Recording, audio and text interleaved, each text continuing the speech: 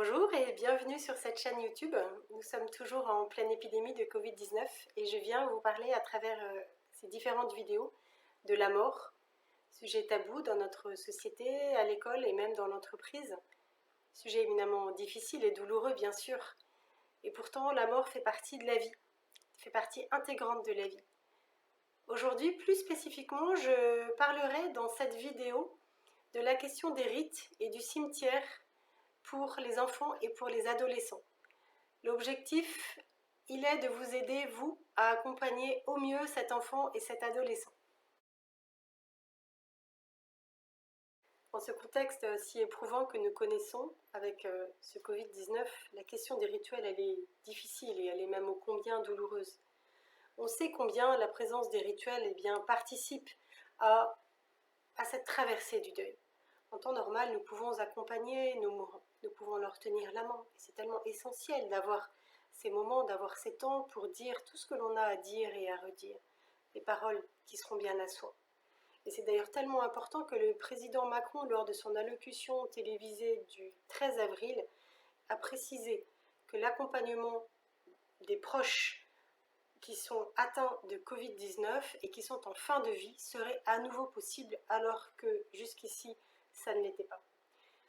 En temps normal, lorsqu'un proche est mort, nous pouvons aussi voir sa dépouille, nous pouvons éventuellement la veiller, nous pouvons venir nous recueillir et assister à la mise en bière. Qu'en est-il pour les enfants? Les professionnels avancent le chiffre de 60% des enfants de 2 à 8 ans en deuil qui sont tenus à l'écart de ces rites de deuil alors que pourtant ils voudraient y participer. Les professionnels disent qu'on ampute à ces enfants leur droit d'enfant en deuil. Pour l'enfant, au regard de cette pensée magique qu'il a et dont nous avons déjà parlé dans une vidéo précédente sur la représentation de la mort chez l'enfant et en particulier chez le 3 à 6 ans, il est important d'aller voir la dépouille mortelle pour être sûr. Sûr que c'est bien papy ou maman ou tante Martine qui est mise dans ce cercueil.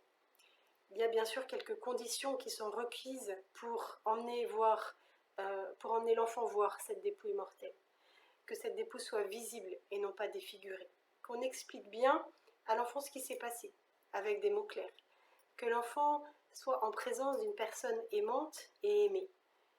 Et dernière chose, que ce soit proposé à l'enfant sans obligation. Et bien sûr que personne ne le force à toucher le mort.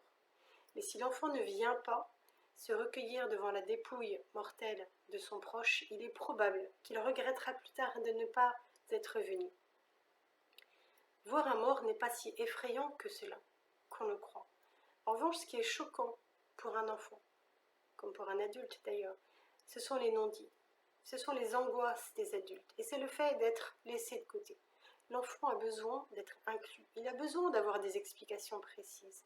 Il va par exemple demander comment est habillée mamie. Est-ce que papa a des chaussures?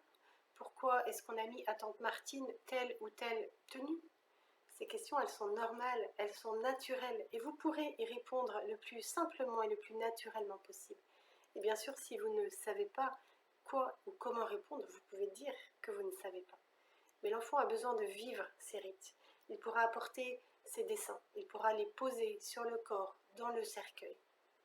Ces rites sont structurants dans cette apparente déstructuration et déstabilisation qui suit la mort.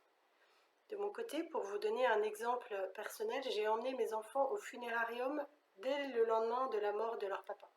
Je leur ai expliqué qu'ils risquaient de ne pas vraiment reconnaître le corps de leur papa à présent que la vie l'avait quitté. Il était un peu grave.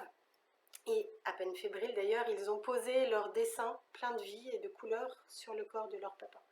Les proches étaient là et je leur avais demandé de mettre une main sur l'épaule des enfants pour que nous nous sentions vraiment entourés, épaulés. Pour eux, pour mes enfants comme pour moi, c'était quelque chose d'important. Et une semaine plus tard, le jour de l'enterrement, les enfants sont revenus, les bras toujours chargés de dessins, pour un dernier au revoir lors de la mise en bière. Et lors de cette mise en bière, je les laissais libres d'aller et venir. Mais je voulais qu'ils soient présents, qu'ils voient, qu'ils comprennent que c'était bien le corps de leur papa qui était posé dans cette boîte, qui sera ensuite mise en terre. Je voulais qu'ils comprennent que la mort fait partie de la vie et qu'en fin de compte, c'est assez simple. L'homme vit et meurt, et sa vie peut être plus ou moins longue, mais la valeur de cette vie n'est pas fonction du nombre des jours écoulés, bien sûr. En ce moment de pandémie qui est lié au coronavirus, les enfants ne peuvent pas venir dans la chambre mortuaire. Alors on peut leur proposer de voir une photo qui aurait été prise par le service des pompes funèbres ou par le service de l'hôpital, en respectant bien évidemment les conditions que j'ai énoncées précédemment. La cérémonie d'adieu, quels que soient les rites et les croyances, elle est en cette période de Covid-19 très, très restreinte en termes de nombre de personnes. Et du coup, le deuil est encore plus difficile parce que le premier cercle du défunt, qui lui peut être présent à cette cérémonie, ne peut pas bénéficier du réconfort de l'entourage et les gens ne peuvent pas se prendre dans les bras. Bien sûr, cela sera possible dans quelques temps. Un temps encore incertain, mais qui va arriver. Et à ce moment-là, nous pourrons faire cette cérémonie d'adieu qui réunira largement tous les proches. Et nous pouvons déjà inclure les enfants dans la préparation de cette cérémonie. Qu'en est-il aussi de la question du cimetière? Alors, là encore, dès que cela sera à nouveau possible, après cette épidémie, il sera bon d'emmener les enfants, les adolescents au cimetière. Sans les forcer, bien sûr. Mais si les enfants ne viennent pas, ils peuvent inventer, imaginer.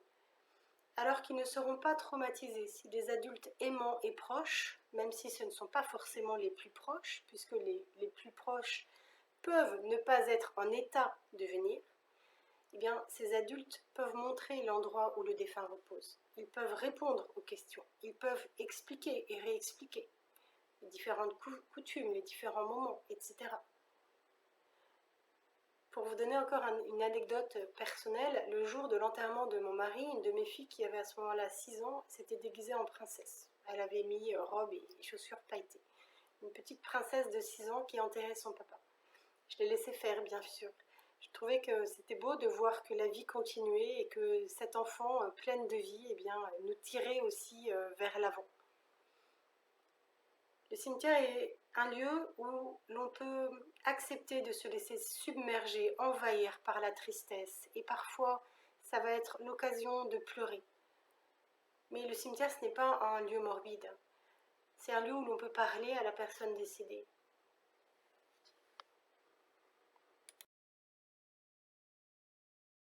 Alors, la question se pose aussi de savoir s'il faut emmener un enfant, un adolescent au cimetière. Alors, en ce moment, avec le confinement, ce n'est pas possible.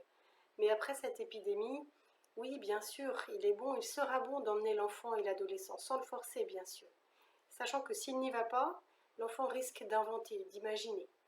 Il ne sera pas traumatisé si des adultes aimants, des proches lui montrent l'endroit où le défunt repose, répondent à ses questions, expliquent les coutumes, les traditions, les différents moments.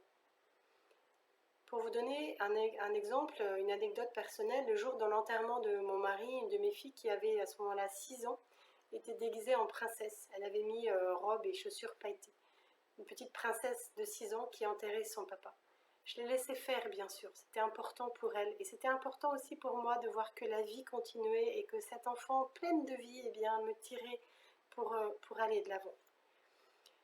Parfois, le lieu du cimetière est le lieu de la tristesse et des larmes.